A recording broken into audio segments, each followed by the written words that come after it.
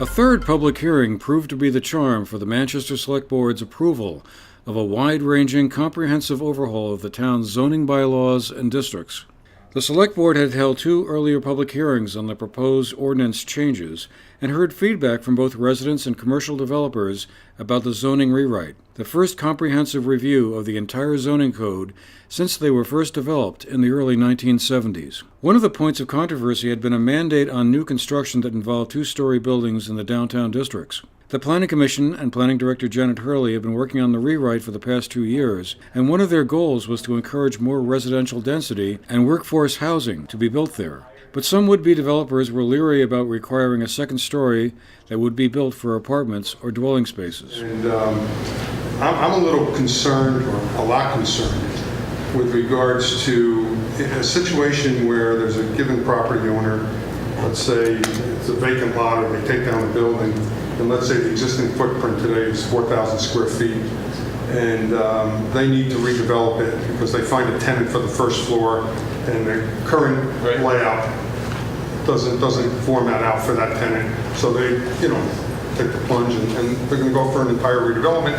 Now they have another 4,000 square feet because to get the economies of scale, I know the 30% rule, I get that, but I got news for you. If you got to put in fire separation, an elevator, and everything else, you're not doing 30%. You're doing 100% on that second floor just to try to amortize your investment. Ultimately, the Select Board passed an amendment allowing waivers from that requirement if buildings were under 2,000 square feet or if a second-story residential space was fundamentally incompatible with the building's main purpose.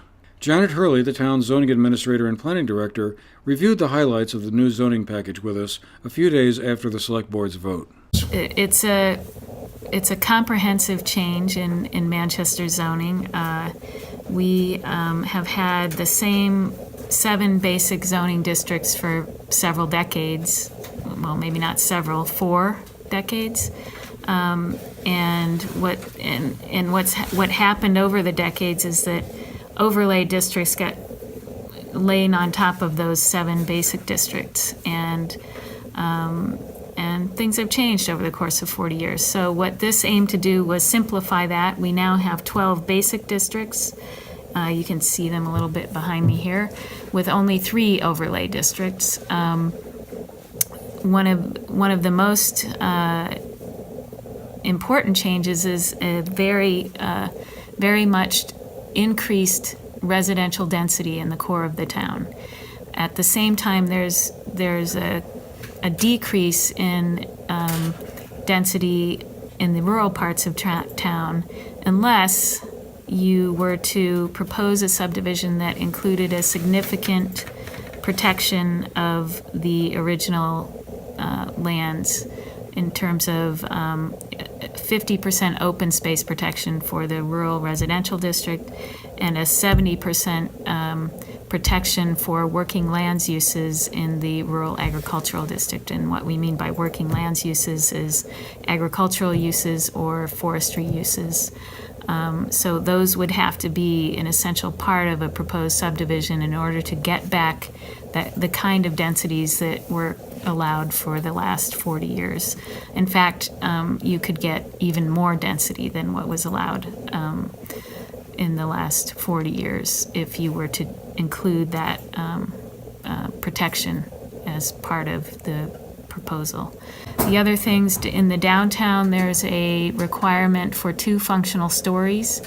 This is aimed at recreating the historic development pattern that we have in the core, but also to mitigate the effects of sprawl, try to get a very dense and vibrant downtown with many different uses.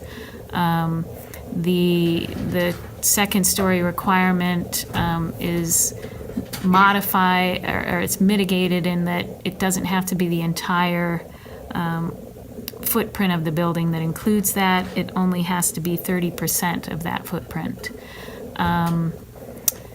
We're increasing the allowable height in the downtown, and we're also increasing the allowable height for residential projects outside of the downtown that that are aimed at providing affordable or workforce housing, or that actually provide under building parking. You'll get some height allowance for that too, or height bonus for that. There will be a maximum setback so that we don't continue to have buildings that are set back far back from Main Street or Depot Street in the downtown. So the maximum setback for the downtown district will be 15 feet, and that's the more historic portion of the downtown. And then the maximum setback for the town center district, which, if you can see that, follows the Depot Street commercial corridor and the Main Street commercial corridor south of that historic downtown. So the maximum setback in this area will be 30 feet.